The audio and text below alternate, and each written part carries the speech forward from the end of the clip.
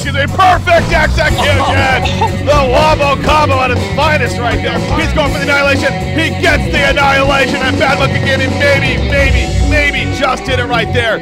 But at what cost here? It's like follow up the Pebbles coming up. Pebbles starts being the Tempest on the minute of yes, the game is over. Unbelievable finish! Wow!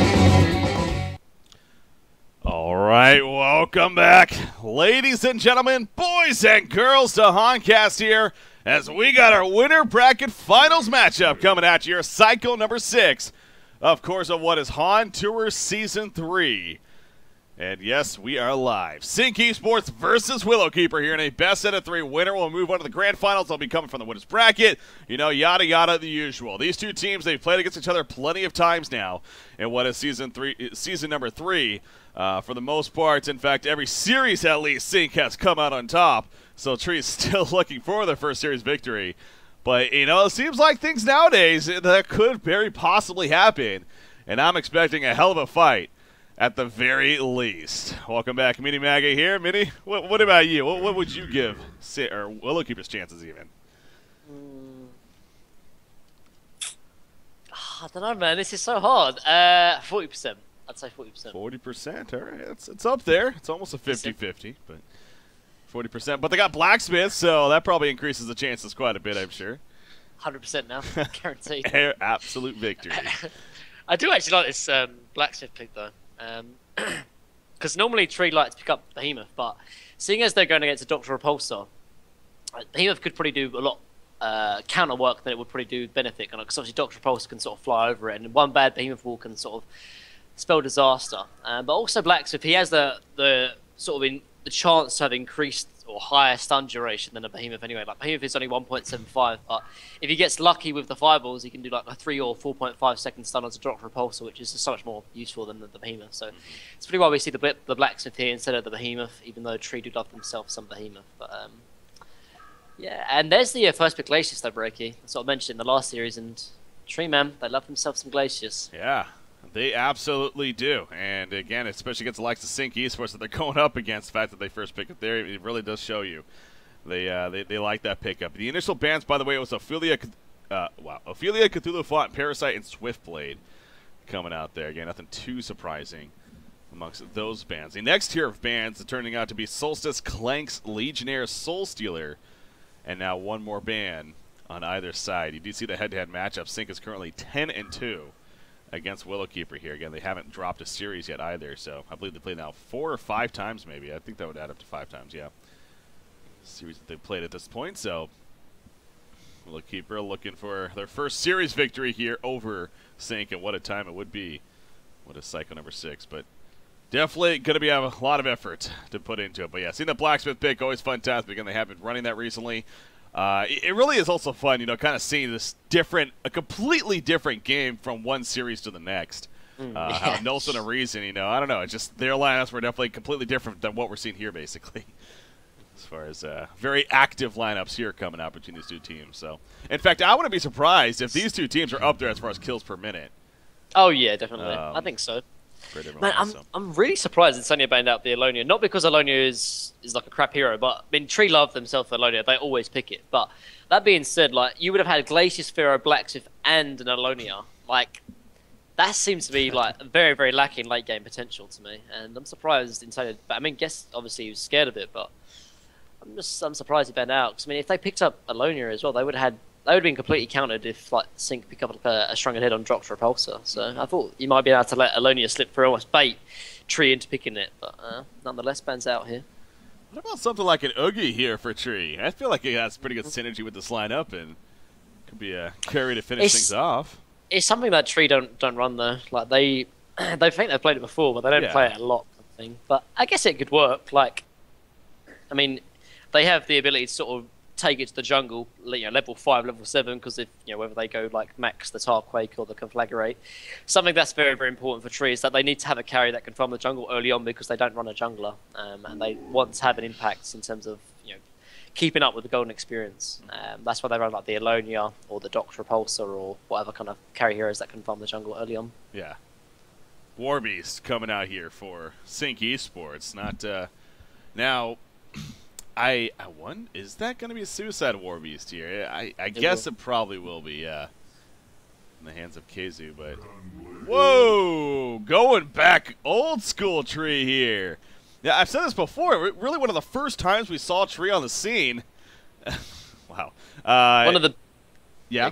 Well, I was going to say, Gunblade is basically where I remember seeing Boxy playing the Gunblade and just dominating with it. It was a lot of fun to watch, so it's kind of fun seeing that kind of come back here. One of the biggest counters to Dr. Repulsor as well, by the way. Like, Dr. Repulsor is going to have absolutely no impact in this game, and so is Warbeast as well. Both of these heroes are quite countered by Gunblade, because Gunblade can just attach himself to both Warbeast and Dr. Repulsor. Dr. Repulsor will not be able to fly away, and Warbeast will be able to run, but Gunblade will go with him, kind of thing. So, yeah. I love it, man. Can jungle early on as well, and fits the style of Tree perfectly. But I picked about Luna actually here, so Sync staying away from junglers. Yeah. So I don't think they're going to run jungle Warbeast. Yeah, Keizu's on the Warbeast as expected. So still swapping things around. Yeah, probably not though. So Keizu will end up with that Suicide Warbeast, but yeah, I'm still caught up on. And I was going to say, are they going to have Balthazar play it or Boxing? It looks like they swap it last second there. Oh wow, okay. Yeah. They're going to have I'm Boxy really playing the Gunblade. Boxy does play. I mean, the Boxy normally always plays the Gunblade, but I thought just because of the roles. But Balthazar playing Chipper though, he always plays such a greedy sort of normally hero because he's just a greedy player in general. To be fair. Yeah. But playing the Chipper instead, I have to see how he does. But yeah, man, I'm obviously Sync. You can never underrate them, but this Gunblade pick is a very I can't state how big a counter he is to Doctor and Warbeast sort of together. Like if he picks up a shrunken head as well, like there's nothing that the other supporters can really do against him. So as long as the laning phase goes well for Tree, I really think they have a good chance in this game because of that one pickup here from Gunblade. I know it sounds ridiculous, and it's only a Gunblade, but trust me, man, you'll see the impacts of it. Yeah, again, it's when we did see that before I saw that game. I mean, I just remember hearing comments from players. Kind of fun questions. What do you think is the worst hero in the game right now? And Gunblade was an option from a couple of people, and it's like, understandable. We never really saw the hero ever, and it just it seems like even in TMM really wasn't a popular pickup. But boy, oh boy, did he show that's true power. And obviously he's had some changes, and including that grappling shot you're talking about, and how that works now, can latch himself on and kind of reverse rampage really. So it seems like it could be very powerful against the legs. So something like a Warbeast and Doctor, as you're pointing out. So yeah, I'd love it to see that pick, and it's innovation at its finest once again. And Sync Esports, we'll see how they ultimately are able to match up against. Is this though? Okay, so Gunblade has been played one time before, yeah. They actually run an aggressive tri-lane though, and this is, I don't know, maybe perhaps they don't feel that they want to give. Actually, no, this makes sense. Actually, the reason being is because the safe play would be obviously the defensive tri-lane coming from Tree. But that being said, they're going to commit 2 support players against a Warbeast, and committing 2 support players against locking down a Suicide is fine. But you simply can't lock down a Warbeast because he's going to sort of control the creep wave so well in that respect, and as a result, you won't be able to lock him down at all, and you'll be wasting 2 support heroes not doing much in terms of impacting the Warbeast. So doing this is probably the most efficient use of their resources, and it probably makes the most amount of sense. But that being said, risky, no, they're running into a trap right here. Glacius in trouble. Glacius will fall. Bloodlust kill to kick things off for Sync. Yes, yeah, that's could be risky, and that's exactly why they went right into it. Well played right there by Sync Esports, setting up for it. The Aluna Engineer combo of supports. That with Magnus, of course. So yeah, that's got to be a discouraging start for Tree. And I mean, you could argue as far as the try versus try goes, definitely Sync even a favored because of the matchup. Oh, definitely. And the worst bit about it is that they got to deal with Warbeast Battlecry. Like they're gonna have such a hard time in this lane in terms of like just last hitting or harassing in general, because the Warbeast Battlecry, like the higher level it goes up, the supports won't be able to do anything. And seeing as Blacksmith is a melee support, the only one who's doing a harassment potential is going to be the Glaciers. Gunblade's going to be busy last hitting creep, so he won't be able to offer anything in terms of last hitting or harassing. So, yeah, man, particularly after that first death, it's looking very, very risky coming out from Tree. But discouraging start, but hey, there's plenty of game left. I think it's safe to say top lane out Gunblade. Okay, yeah, you can tell. No, they're gonna actually change their mind. They go for Glacius. Kegstone comes out. What can they do? I mean, Blacksmith throws up the stun. They're going for the counter kill on a Magnus right here, but no, it's not gonna happen. Down goes Gunblade, and yeah, you're right, man. Those red cans are glowing. So much right-click damage. I think Blacksmith is dead too. Kegstein, nope, not even necessary. Auto attack. Wow, what a statement here by Sync. So obviously the battle cry is 22 to each auto attack. So that's 66 damage plus per auto attack, and then obviously you got all like. It's just ridiculous amount of damage, and the only reason why this lane is going so well is because of that battle cry. Like, they're hitting, it's like a mini double damage for everyone in this tri lane, and Tree already know it, man. They're rotating up already, but yeah. This is what I mean. Whenever you go aggressive tri lane, it's incredibly risky, and this is what can happen. It could either just completely set the tone in your favor or completely backfire. It seems like there's no in between. No, there isn't. There really isn't. This is the bad result for Willowkeeper's case here. So they've made the transition. I mean, Pharaoh manages to get level 4, of course, being a solo at the bottom lane, so that's good to see. And he will come up here and ideally, I'm sure, be fine. But yeah, they took them a little bit here to make this transition, and they give up 4 kills in the process. So not going as planned, as if to say. And even look at Gunblade, man. I mean, Warby's just harassing Gunblade to the point where he's going to completely push him back because the wolves are just doing so much damage. He will pop a health potion, though, and actually be fine in the end. But he's level 4 as well, so like Glacier's like wanting to be able to harass him. Like, look. Not effectively. Like, well, there's a freeze. He's got the wolves coming back out, though, and yeah. He's fine. Look at these wolves, man, the damage. Man up. Gonna start chewing down Glacius. Disgusting. Yep. Yeah, and this is what I was a little bit afraid of from Trust. Yeah, you know, as long as their laning phase goes good, I think they're in a good position. But clearly, it hasn't worked very well. But at the same time, I can understand why they wanted to go like an aggressive tri lane, of course, because obviously, you know, Warbeast would be able to easily sort of just take control of the normal stage. Actually, Chipper's going to fall as well, actually, in middle lane. So, oh dear. How about a Luna too? Really kind of stepping up as far as being seen in the scene now and. This last cycle, really, it just really kind of came out of nowhere to an extent. And hell, we even saw the carry a Luna last week. Yeah, it was kind of out of left field. I think that was my reason, actually. But it was the last pick here, and I think because Sync knew that they were going to do like some kind of tri lane, perhaps, and as a result, Luna's one of the strongest tri laners because obviously great harassment potential, but the power throw does so much damage as well. So in terms of early levels, so. Oh dear. Made sense here. You see bottom lane. They're trying to bait out this Warbeast, almost getting pushed up a little bit, but that's not going to be the case here.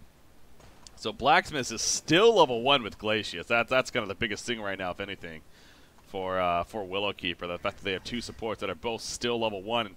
You got an Luna now roaming around. She's coming to the middle lane. They just got a gank on a Chipper, and they're going for another one right here. Now, it's not a level 6 Doctor just yet. That could be the saving grace. No, the pullback in. The auto attacks. The proc's going off, and down goes Baltazar. This is just Sync. I mean, we kind of actually Blacksmith. It's a level 1 Blacksmith though. Yeah, he can't do it. The illusions as well get the benefit from the battle cry. So it's just, oh my god, the damage is ridiculous from a Luna. So, oh dear. Yeah, we were kind of hyping ourselves up, really trying to make a point that this is probably going to be a great series. Which there's still hope for that, but because maybe saying Sync hasn't been as practicing as much, and maybe not taking it seriously lately with the breaks and stuff. But wow, I mean. Either we were just completely wrong on that, or it just doesn't matter clearly, and they're showing that here. I mean, they have been screaming a little bit, but I just think it's because the laning phase just went horribly. But I mean, I can understand Fusion's sort of decision making. He was like, look, if we go a defensive tri lane, Warbeast will just sort of control the lane in such a way that our supports won't be able to do anything, and he'll get as much farm whether he 1v1s or 1v3s. And if we're committing 2 supports just trying to shut down a Warbeast, which we can't do, that'd be an incredibly inefficient way of allocating our resources. But that being said, obviously, if they do an aggressive tri lane and it fails this badly, then the defensive tri lane looks obviously the better option. Yeah. So it's I guess the ultimate point to take from this too is actually Magma's just out of range. And now he might get turned. Actually, no, he was just a little too late on the mummy wall, and now he's going to die in the end. Yeah, if he mummy walled there right away, then actually that could have been a kill to Magma's. But I think he did hit him, the mummy wall, I believe. Well, I mean to trap him inside more so he can auto attack. Yeah, rather than the damage from the mummy wall, but. Which, yeah, you're all right. That did hit, but obviously wasn't enough in the end. I was gonna say though, I mean, if anything to take for this too, it's like let's not overreact. Yeah, in terms of how Sync is just dominating Willowkeeper here. Because we keep going back to it. They ran the aggressive trial lane. Clearly, that was not the good choice. It definitely backfired, and now Sync is just rolling from that. So we've had instances like this before, where one team just completely rolls the other 15-minute concede in the first game, and then the other team comes back and actually even does the same, if not wins the second game. So. Now that's where I will say, now let's not get too crazy here. But Chipper, middle lane, now counter onto Dr. right there. He's flying in. Blacksmith is doing everything he can to keep him off. And he will get a counter kill. In fact, they're going to get a counter kill on Luna as well. So diving coming out from Sync Esports. Speaking of that, Warbeast tries to continue the trend. He gets only though by a couple. He goes down. What is Sync doing? They're just throwing themselves at Willow Keeper. And a double tap for Root of Z. And now look at the golden experience. They're already behind by like 2,000 and 1,000 experience, which isn't that big of a margin, honestly. So just great rotations from Tree, and obviously a little bit of an overextension from Sync. They just pushed it too far, but at the same time, I think that's honestly just good play coming out from the supports, though. They knew that obviously they couldn't have an impact top, and the only lane that could be ganked from Sync is going to be mid. So they sat there, expected that to happen, and good rotation from Boxy as well, securing the kill on Warby. So yeah, I think Tree are definitely back in it, man. Yeah. I'm Black's level 5. Oh my, he was like level 1 a second ago. Now he's level 5. Was. Holy He's the same level as Engineer right now, which is just crazy how this game started. So, yeah, no, that middle, I mean, that's, if it wasn't for that, clearly this would still just be well in favor of Sync. But, I mean, it's still in their favor, sure, but Tree, that's one of those where, okay, as bad as this was going, we actually still have a decent chance now of kind of climbing back here slowly but surely. And making things happen. You know, Gunblade did show a little bit of the power of the grappling shot there, too. He latched onto Warby's. And, you know, as a result, not only just latching onto him to stay on top of him, but also doing some good damage. And, you know, the minus armor it does apply. -3 there. So, you know, Gunblade's kind of interesting. I kind of have to remind myself the abilities and everything. Yeah, the Demonic Shield's also a fun ability as the game takes off, too. You know, the more agility he gets, the more powerful that will become. And it's also great for just simply movement speed.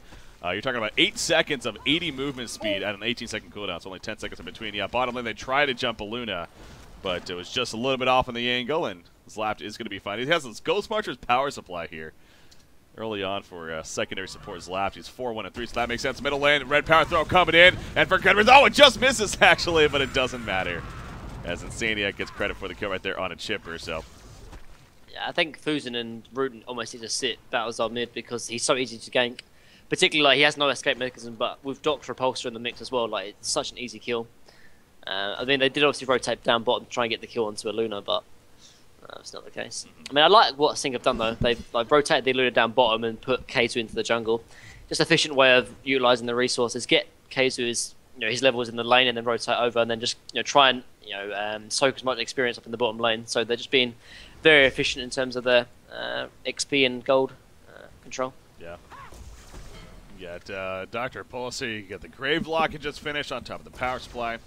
He has a regen rune bottled up. You do see the top lane, they're making the movement up here. Warby's level 4 Battle right now. No, level 2, skip to level 2. Okay, so yeah, level 4 Hellhounds here.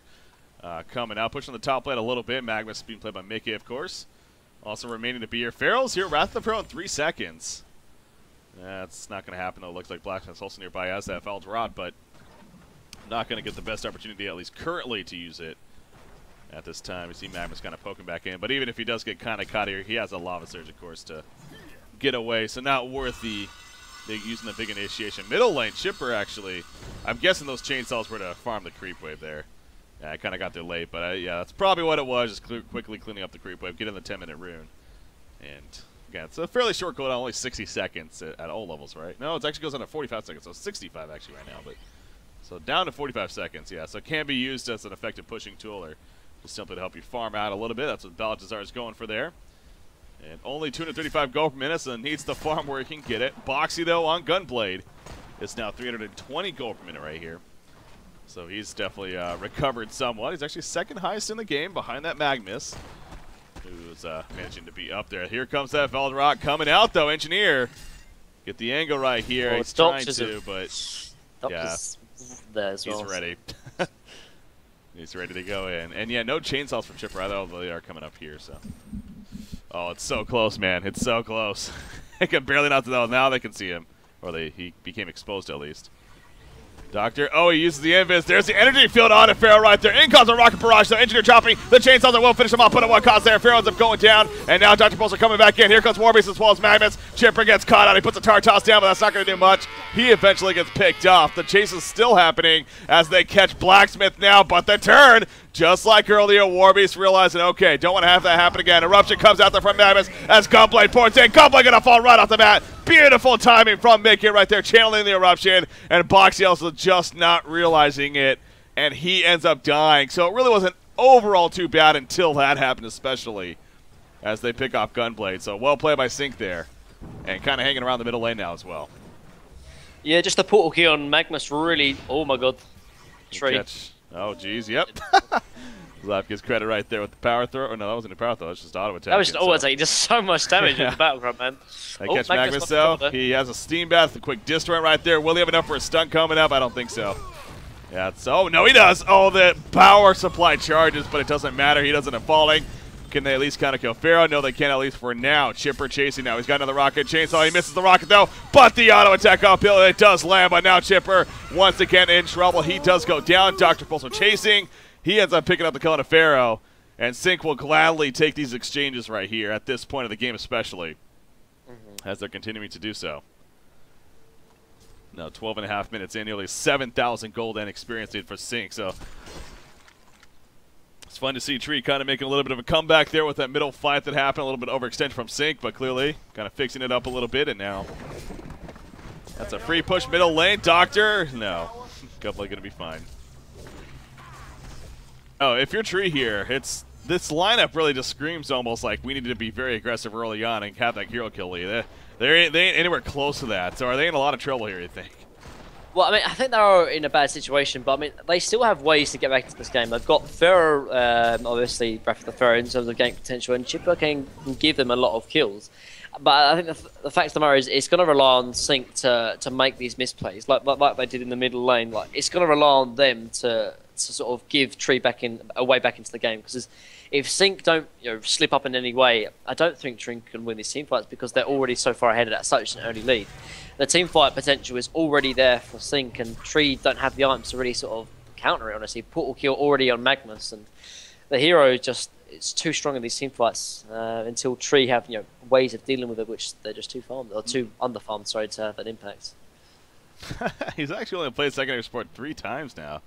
This being his 3rd time, that's actually very interesting. But yeah, usually playing that jungle role, of course, for the team, and doing it very well. 53 times, as Quincy points out right there, so one of the 3 times as a secondary support. So yeah, not one of your usual games, but that goes back to the strategy. They saw that gunblade pick up. They had the idea that a possible tri-lane could be coming. They're like, you know what? Yep. We'll run a tri-lane ourselves and pick up a Luna, as you mentioned. She's definitely one of the stronger supports in there, in that pool. So good. That's just smart drafting by Insania, and as a team, I'm sure, coming out and clearly having huge impact here. Top lane, Magnus Portal Key again.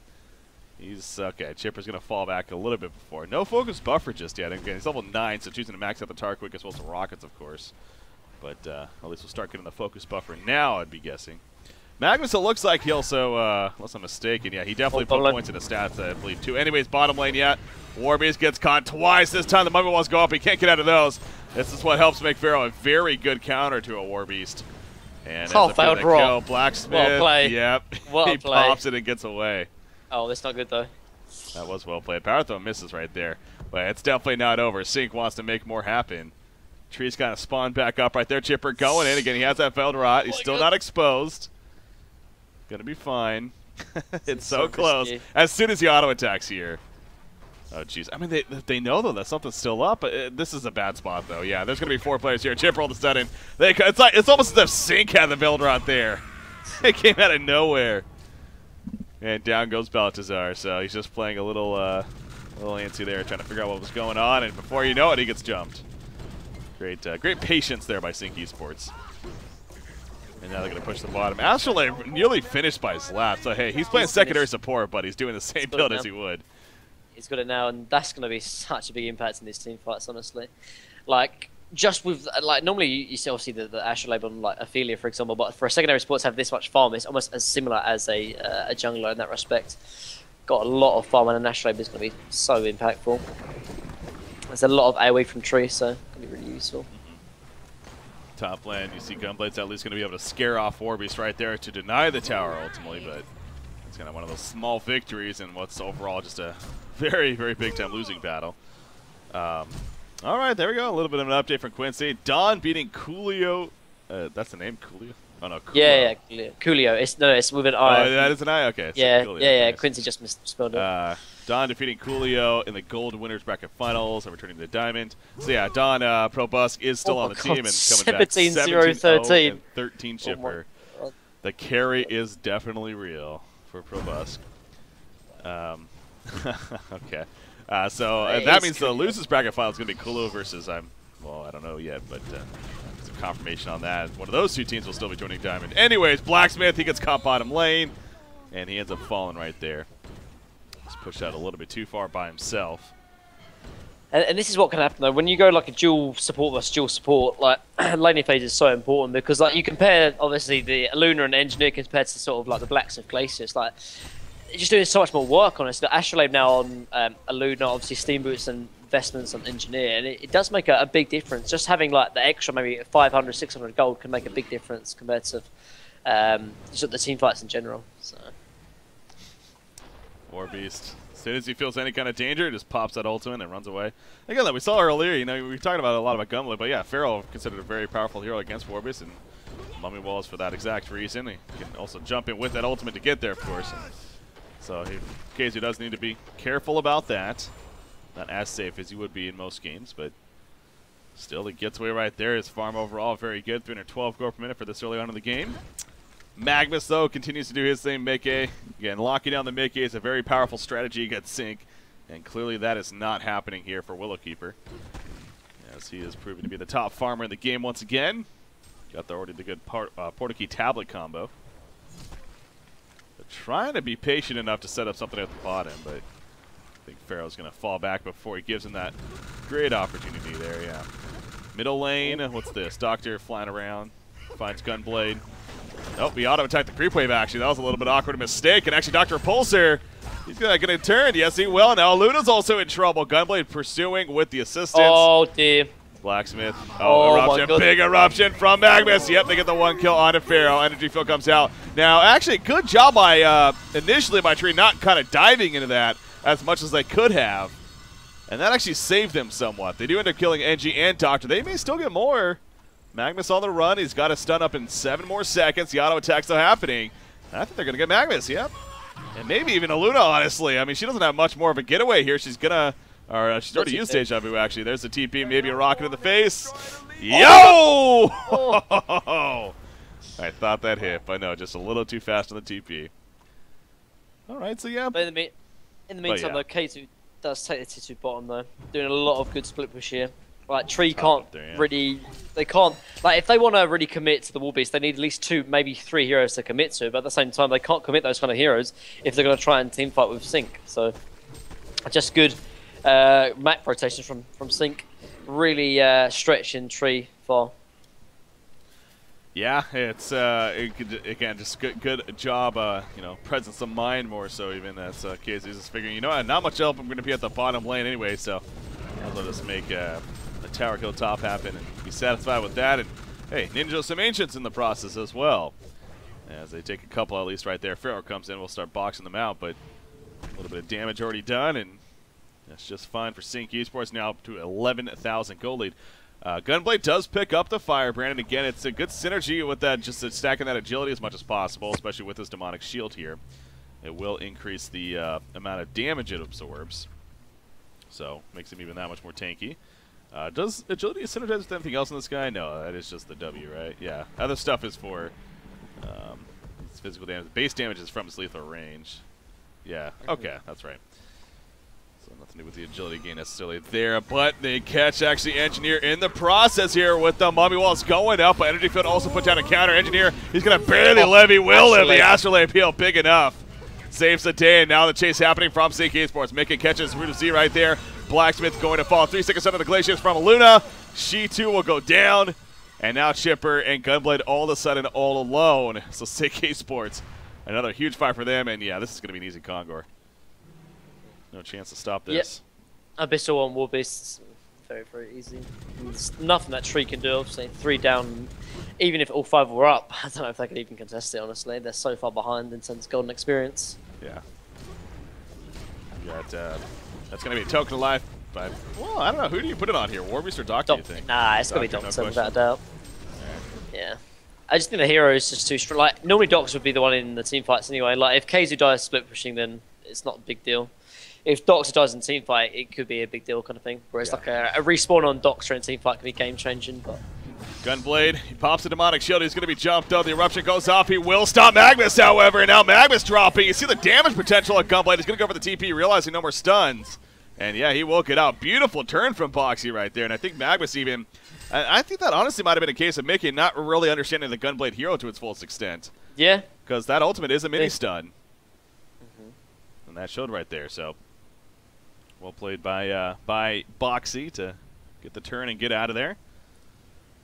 That's just one of those advantages of picking up heroes that, you know, aren't played too often. Keeps the other team guessing a little bit of what they should expect. Top lane, Veldrock coming out. Oh, Pharaoh was just seen. Yeah, and I mean, he's exposed. He knows that, so he's got to know that he was seen. You see they're going to try to still scout it out, but that's not going to be the case. Alina's already running all the way back to base. She's like, yeah, I'm not going to give them any chance. I'm going to go way over here. Going to be fine. 6 charges on that Icon of the Goddess for Doctor here.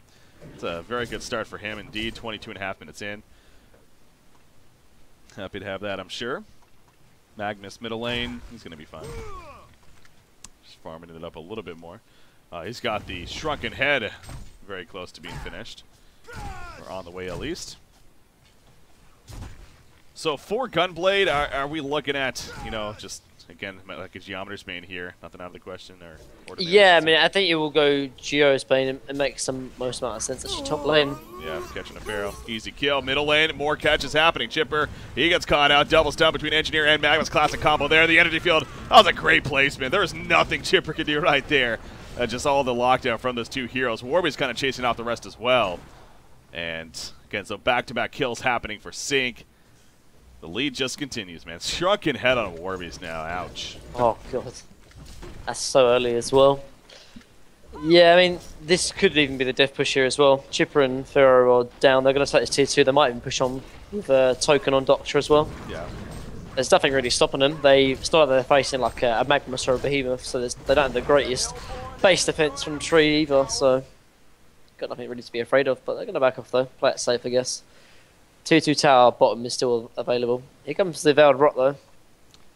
Yeah, now they might actually cut off Doctor here. It's a matter of will they be able to get him in time. Here comes Gunblade, maybe ulti. Yeah, oh, he gets pulled in first actually. Doctor Pulsar going for the turn. Now he's going to be still locked down. They will kill Doctor, but again, he had the token. He's going to come right back up, and I don't know about this. Pharaoh jumps in, though. Can he actually get away with the ludicrous speed? No, he can't. Locked down too much. But here comes a huge Magnus eruption. Chainsaws are going to be used, though, by the leading team. But Warby's with that Sugar now coming to help clean up, if anything. And double tap for KZU. Chipper's in trouble.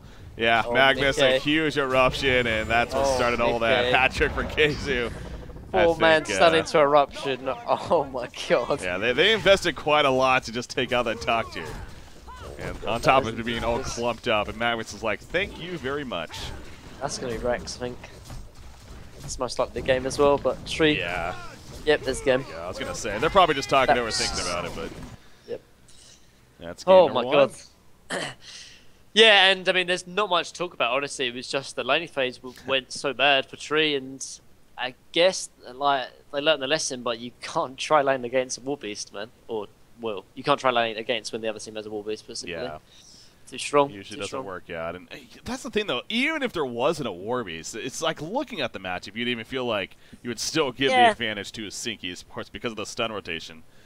Yeah, that's true. But I mean, Gunblade is quite strong in a tri-lane, though, just because his what is it? The Crippling Slugs do a lot of damage, actually. That's true, yeah. The time that we did see him before, that's actually where he shines. So that's a good point. But yeah, War Beast definitely the bigger impact as far as just really excelling that tri-lane, though, making it a guaranteed victory for Sync, it seemed like. Also with Sync as well, like you give them an inch, they take a mile off you, and they took like what 5 kills like at 2 minutes. Like it's just complete domination. Was, you can't give them anything. Sync. You have to be in control of the game, and if you give them like 3,000 or 4,000 gold, that's enough for them to start controlling the game. And once they control the game, they're not gonna lose it in that respect. Yeah.